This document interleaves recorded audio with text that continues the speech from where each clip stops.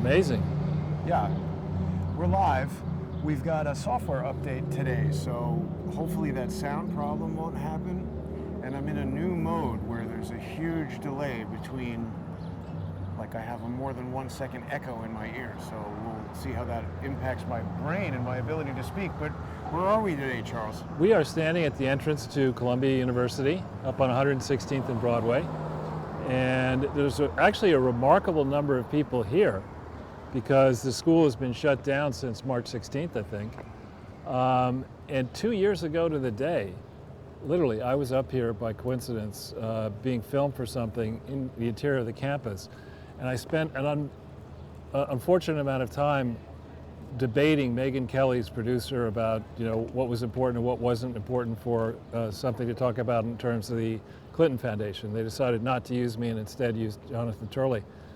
Oh, really? Yeah. Wow, that's surprising. But this was, not. if you go back to May 17th, 2016, that's right after the Zero Hedge piece, that's right after the Washington Examiner Which piece. Zero Hedge piece? The first Zero Hedge piece about me, saying, blazing the headline that the Clinton Foundation is a $100 billion fraud, which is what I thought back then. Now I think it's in the trillions.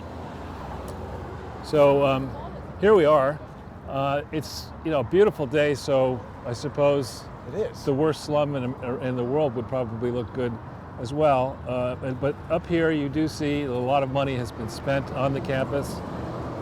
Where the buildings that you see today is being 330 people watching us right now, Charles. Wow, great. You would think that back then these buildings were basically dark. They were black with soot and grime over the ages. But a lot of money's been spent to spruce everything up. A lot of money's been invested in this Ivy League institution. And because it's here in New York City, the professional schools, the law school, the business school, and I believe the School of Public Health where Chelsea Clinton was teaching, if you can believe it, where she got 1 degree. I think she got a master's here. And she has a...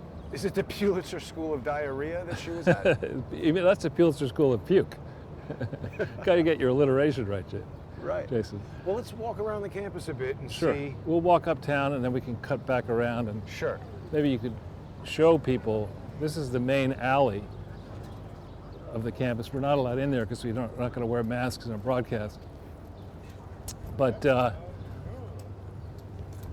that's the main drag, as it were, for Columbia. Well, George, you bring up a good point, though. We're not allowed in there without the masks. A lot of people saw my interview with Alan Dershowitz yesterday and were pretty surprised by what he had to say about the constitutionality of mandatory vaccination. Yeah, I must confess, I think that Alan Dershowitz is or was among the finest legal minds in modern American history. But age has certainly taken its toll on him, and he used a false choice in his argument.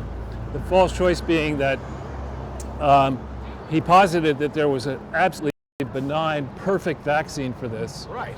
And that, of course, the government would then have the ability, through a deliberative process, that is to say at federal level and then in a state as well, to go through and say, let's consider the medical pros and cons, the economic pros and cons. Let's decide that this vaccine has, in fact, no dire side effects. And then only after we've done all that work, consistent with past practice, if we decide it's a killer, i.e. a great vaccine, we'll force it on everybody. But that's not the situation right now. We don't have a, quote, killer vaccine. Well, it's also a medical impossibility that he suggests. I mean, one of the things that I observed, and this is just my personal opinion, is that he was sort of mixing legal logic with medical logic, and the way that conclusions are arrived at in the field of law differs greatly from the way they are arrived at in the field of medicine. Right. And this concept that we would, it took me back to the arguments that are made by people who are super into climate change, where if you question any of the scientific basis for their conclusions, they say, well, it's settled science. Right. But that's very clearly a term that was invented by a lawyer. There's no such thing as settled science. Someone could announce tomorrow that they've discovered some new particle smaller than the smallest subatomic particle they ever knew about before, and that this unlocks some mystery of the universe that helps us understand whatever.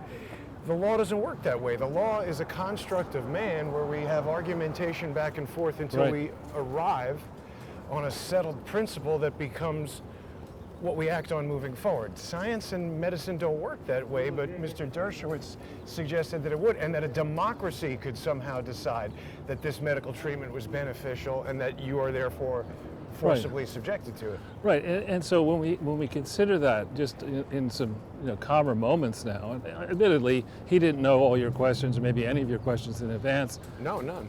And so you may have well caught him flat-footed, but what I had heard I think it was it Dr. Judy who said that there's something like 73 different possible vaccines that you could say somebody ought to take. Whoa. Up from 5. Yeah. When I was had to take vaccines. And so, I think when we consider carefully the notion that every American or everybody on the planet absolutely needs to take 73 different vaccines, with this being the 74th. Yeah. I mean, isn't it reasonable to question why 73? Why not 16? Why not 2,000? I mean, where do we come up with the 73? How many different problems are we dealing with? Now here, if I can interrupt my train of thought, this is Teachers College across the street. I don't know if you can see that. Yeah. What do you see over there right by the door? It's locked.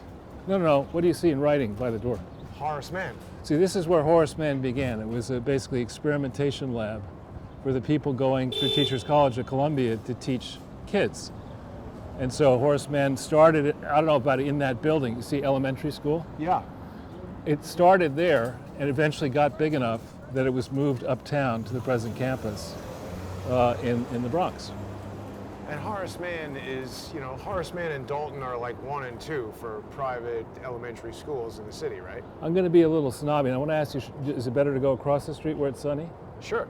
I think Horace Mann and Dalton are like 1 and 10. Oh. And Dalton's not 1. Well, in terms of my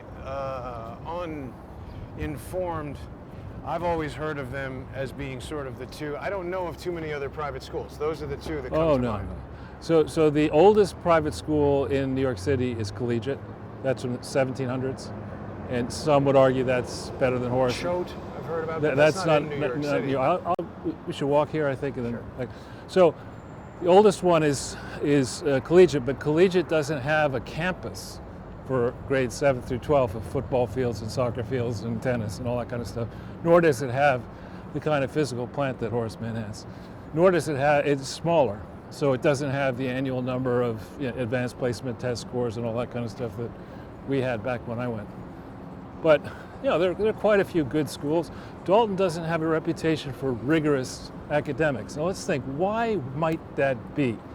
If you're going to hire a physics or math professor who got bounced out of 2 colleges and didn't have a college degree in the 70s, chances are other members of the faculty might not be so great. And if they're not so great, would you really want to send a gifted student to that kind of a school? Horace Mann was a school where kids would enter if they were, the average kid was pretty smart, but there were quite a few geniuses, and they would go right through the high school curriculum, be taking college level courses, in 10th grade, that kind of stuff. And so you want well-trained, rigorous academic teachers. Yeah. And there's no way that Epstein would have been lawfully hired on the main faculties. I keep saying he may well have been a tutor, but I don't think he was on the main. But are there laws about hiring teachers? Or? Probably in New York City, for sure. I guess you can't. Yeah. But it's more you have to disclose. I mean, in a private school, you're asking people today to spend $50,000, $60,000 a year per kid, and you got to be honest about your faculty and what your students are going to be learning. And if you had a guy on your faculty, it wasn't that expensive back then, but it was still probably $2,000 or $3,000 a year back then, when a good salary was $18,000.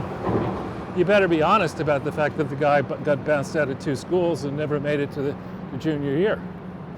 Well, what did you think about Dershowitz's seeming lack of knowledge of any of that history of Epstein, how he earned his money, Well- He didn't seem to really, even his signature on that letter, I think we should tell people that you reminded me of that letter, Yeah. and I'm glad you did, because that was an important question. Well, what was revealed by that Dershowitz interview that perhaps you didn't know before? Well, so my understanding of the role that Dershowitz played, he was representing Epstein in a legal case, and that letter was a letter to. What was the legal case? Remind us. I think it was a criminal case of him being accused of soliciting underage girls for This sex. was the thing that provoked the sweetheart deal from Alexander Acosta, Right. who Dershowitz said was lying when Acosta said that he was told to lay off because Epstein was intelligence. Yeah. So which side do you want to go Well, on? let's go up here. Actually, you know, I've been here before, Charles. When I was dealing with the mini helicopter company, oh yeah, look at that. We enlisted the assistance of the Columbia School of Mechanical Engineering, which is actually in this building. Huh. Built some parts for the helicopter here. Again, is it better to be in the sun, or do you want to be in the shade here? Well, it's up to you. I don't care. I think it's good to be in the sun a bit, get some vitamin D, but we could just, you know, this is a nice part of the city for us to check out that we haven't been to Sure. on our So walking back tours. on the letter. Yeah, the letter was an argument to the judge, I think, as to why Epstein should get lenience. Right. And it was a lengthy letter. It was signed by another lawyer named Lefcourt, and I think it was signed by Dershowitz. Now that's a proceeding.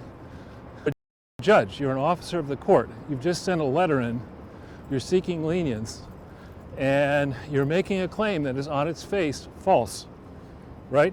He says he has no idea. Well, I mean, I forgive the guy. It is 13 years ago, but I mean, if we were to refresh his recollection, as they like to say, and show him the whole letter, and then show him the rules about the Clinton Global Initiative, we wouldn't make him watch 225 Sunday with Charles videos. But you know, if you showed him the facts, how could you go before a judge and assert that you ought to give lenience to somebody who claimed that he had set up something that wasn't, in fact, a charity? And you know, you're basically either making a false claim out of ignorance, or you're making a false claim willfully. In either Both case, not good. it sure seems to me that you're damn reckless. Yeah. So that was one thing. Just to change your train of thinking, this building over here is the building that I spent the summer of 1980 in after graduating from Harvard Business School. A friend of mine was a law student, and he was going away for a summer job, and I needed an apartment for the summer before I got my first real apartment. So I lived here. Hang on. FYI. Let's go to this side. There we go. That's cool. So it can work. Yeah. So So Dershowitz signs this letter that he now claims to not know anything about. I remind him that the Clinton Global Initiative was never lawfully organized. It is in violation of the IRS code relative to 501c3s. He says he doesn't know. Move on to the next question. right. Well, and then I noticed you dropped my name in there, and you said that I said that Jeffrey Epstein had never. There was no sign that he'd ever made money legitimately. Right. And Dershowitz maybe didn't hear my name, because I would have said, "Who's Charles Ortel?" if I were Dershowitz. But he tried to argue that the money was all fee income paid by Les Wexner. Right. So $500 million of fee income. You know, Goldman Sachs probably didn't make $500 million. That's a good point. And the real question is not whether the fee was reasonable. The real question is, why in the heck would a multi-billionaire with deep ties to Mossad, actually, Wexner? Well, he denied that also. He didn't deny that. He denied Maxwell. I'm talking about Wexner. You didn't ask him about Wexner and Mossad. But why would Les Wexner, a serious person, you know, in much of his business, who also happened to get together and purchase this lingerie shop, Victoria's Secret, out in San Francisco, and then turn that in for a time to the gigantic business that now has gone bankrupt? Was it one store in San Francisco? I think it was one store. Wow, I didn't Now, know that. and what could go wrong with a business that involves lingerie and a fashion show that was the biggest fashion show in the world, lingerie show, and people. I went to it once. Did you? Did you have to pay $25,000 for a ticket? I just met a guy at breakfast in the hotel who seemed very interested in me. Uh-oh. Invited me to the thing. I wasn't interested in him, but I went to the party and went to the fashion show. Kanye West was supposed to be the MC, but his mother died that morning from anesthesia in plastic surgery, so Seal was the host. Who? Seal, that Oh, singer Seal. I who think at it's the Steele. time was married Yeah, I to know. Heidi. There's Columbia Law School. So that's where Obama would have been. No, not Obama. Eric Holder was Holder. honored. Right. This is a person who was cited for contempt by the U.S. Congress as Attorney General. He's honored as an outstanding alumnus of Columbia Law School. Amazing. That's a relatively new building. It wasn't like that when I was there. I mean, around here. So I think we're fine if we keep walking. This is the other way into the main campus here. Very pretty. Yeah. It's really more than any other school in New York City, the traditional college campus kind of thing. Yeah, So why does it say Hamilton here? that's just the name of the hall, probably. Did Alexander Hamilton have something to do with founding the school? I don't know, but I think it just has to do. It's just probably the name of the dorm or the name of the building or whatever. But anyway, so back on Epstein and Wexner, the notion that a billionaire back in the late 70s, early 80s would give an upstart guy who had been involved, the late 80s, early 90s, who had been involved with a Ponzi scheme, whose partners went to prison, right? That Wexner, a careful billionaire, would turn around and say, oh, I'll give you power of attorney over all my assets because I like you. Your record of accomplishment is so atrocious. I couldn't find a worse person to do business with than you. And because I hate my family, I'm going to give you control of all my wealth. I mean, it makes no sense. Well, here's another question, Charles. Are you aware of any other legitimate, whatever it is they claim Epstein was, stock trader, stock broker, who just deals with one client and one client only? Is that something that people do? Yeah, I'll tell you one. Michael Bloomberg uses something called Willett's Advisors, which is, I forget the guy's first name, but his last name is Ratner.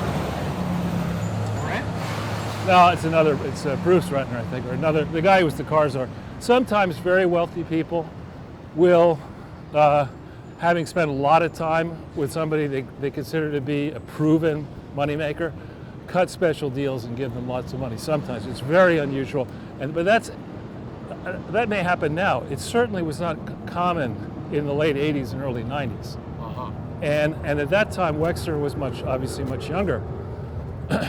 And very full of himself. After all, he was the one who created Victoria's Secret. He was the one who built up the limited. He'd had a lot of successes, and actually his yacht was until recently, I think it's still maybe one of the largest privately owned yachts in the world. Wexner's? Whose title is Limitless. Whose name is Limitless. So now we're on, I think this is Amsterdam. Look at this, Charles. We've got, these gloves are now an element of pollution, and if they have coronavirus on them, they're now maybe spreading the virus. That's amazing. Yeah, this is a hospital here at Mount Sinai. Yeah. Oh look, there's more ambulances just sort of doing nothing. Yeah. So just, if we go back to the logic there. So Epstein, it's nonsensical for Dershowitz to say, well, doesn't matter whether he did any trades. He derived his massive wealth, mostly from dealing with Epstein. I defy you to point me one person who has made $500 million over his lifetime in fee income from one client. There's no such person. Huh, what's going on there, Charles? Look at that. Seems like a lot of radio stuff is in use. I'm hearing it on the microphones. No. Yeah, this is Amsterdam. Oh, and there's one of those. Yeah, like a sort of a tent, a makeshift whatever. You want to go over there and see what's going on? Not really. No? but Okay.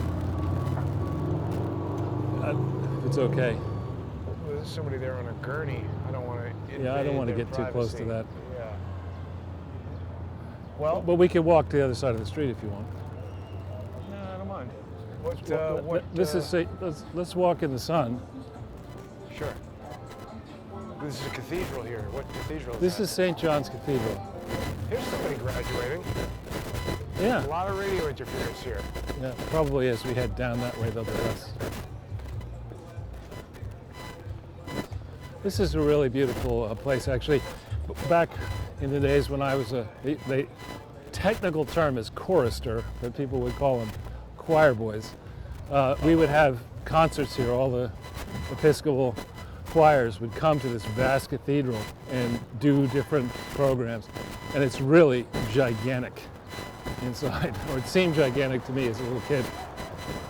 Now, of course, it's where homeless people hang out. It really is a disgrace, the lack of preparedness for the needs of the homeless population in New York City. I have to admit, I'm a sucker for these bubbles, Charles. There's sometimes people hanging out with giant bubble machines, and it's always fun. It is, can be. A lot of radio interference. Should be less as we get to 1/10, I think. I hope. And what I think we'll do, Jason, if you agree, is we'll go that way and then down Broadway. But let's stay on Dershowitz for a minute, because Sure. he said some other things. I mean, he said that what did you think about what he said about Flynn being part of the lock-her-up crew and that being wrong? How does he ignore all of this activity by Hillary Clinton? Well, Martha's Vineyard, remember, is a place, What the hell is that? I don't know. Thou shalt not poop? No, it's, No, I'm just saying the signs. what do we got here? We have like a giraffe with wings? What are we looking at? I don't know. Can't get in there. There's a sign explaining it there. A face, an angel. Maybe somebody in the crowd can tell you. Yeah. That's very strange. Let's keep moving. The radio interference is very annoying. So Martha's Vineyard is a place that's a hotbed of liberal Democrats, and Dershowitz was very into being part of that crowd, and he's been a loyal Clinton supporter for a long time. He told us that Linda Rothschild had initially introduced him, set up some sort of a lunch or something with Epstein, where Epstein brought him champagne. The whole thing sounded quite weird, and then after a lengthy phone conversation, Bill Clinton sort of reintroduced them. What did you think about that bit of information? I will tell you in a sec. I just want you to look over there. There's B&T's Italian restaurant. That's been around forever. It's had a rat problem from time to time. Oops. But it really was, back in the day, we would go here and get a pitcher of beer and a big pizza, or maybe more than one, and hang out. I can't believe it's still around. But Well, rats are loyal customers, Charles. but the notion that it's okay to say that Donald Trump is Hitler, that Donald Trump supporters deserve what they're going to get, and worse, but it's not okay to say lock up an inveterate criminal for crimes that I would argue she has committed, and with many others, spanning a lifetime of crime going all the way back to her years on the Watergate Committee after Yale Law School. Right. I mean, this is a woman who, we want to go this way.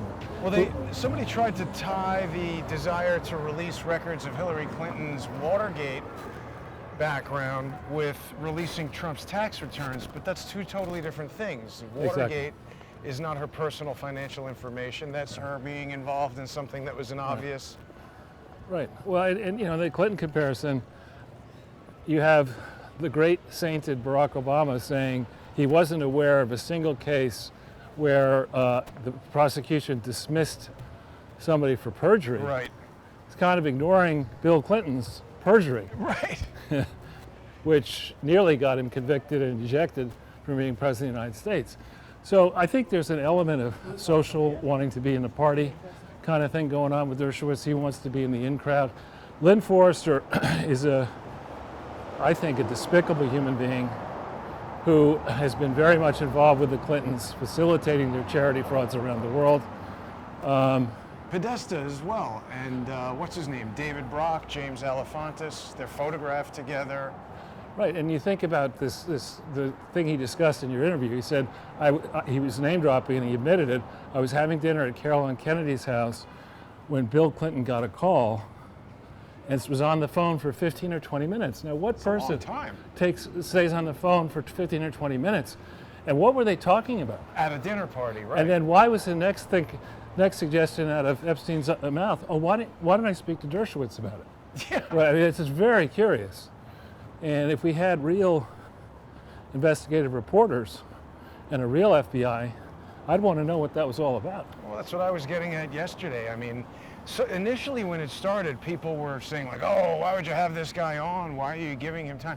I've been trying for months to get him on since I met him outside the courthouse there, because I wanted to ask him I wanted to ask him more questions, but obviously he became irritated and hung up the phone. I mean, I can't even remember now what I wanted to ask him. I wanted to ask him more details about the 727 and the trading floor that was on there, the brother, the Humpty Dumpty Foundation, the death. There's so many things I wanted to ask him about. I was surprised that he would answer the questions at all, because information that I've found seems to indicate that attorney-client privilege would survive the death of the client, and he certainly could have just said, I don't want to talk about any of that. Yeah. Weird, right? It was very weird. I found the whole thing odd. And it's not like Dershowitz, needs to work for his next meal. I mean, he's probably got a lot of money saved. But he's trying to get the word out there about, this free defamation case against him. And I think he's got a role there. I think he was running. I mean, let's think about that, Charles. From a legal standpoint, he's very smart. He certainly didn't have to say anything, and certainly not to me. He could have just said, look, I'm not here to answer questions about that. Ask me about Cuomo, ask me about Sullivan, but I don't want to talk about that. But he was forthcoming with information. He obviously wanted that message out. Yeah. It's almost like he's running interference and he's doing social engineering. Right, and I found your line of questioning very interesting about the Harvard professors? Well, that, and also the degree to which he might have been involved with CIA or security services. Mossad. He totally denied that, and he called Alexander Acosta a liar, saying that it wasn't true, that Acosta was told that to lay off because Epstein was intelligence, and he also feels that Epstein didn't get a sweetheart deal, spending no time in jail for having sex with underage girls. Well, spending no time in jail in an accommodation where he could have underage girls visit him during the day, or he could visit with them while he supposedly was under house arrest. And then somebody sent me an article that Dershowitz wrote a few years ago advocating for the reduction of the age of consent. It's a strange thing for him to advocate for. That is very strange. Very odd indeed. So now we're headed into this little interregnum between Columbia and 96th Street. It used to be, you didn't go down here when we were up at Columbia in 79 through 81. Right. But now it's been gentrified, and indeed there are lots of beautiful apartments, particularly over that way. Really big, nice apartments. And it has sort of the feel of I don't generally spend too much time up here, but even for the magazine and cigarette store, people are waiting in line to get in there. This is the new normal, Charles. Welcome to it.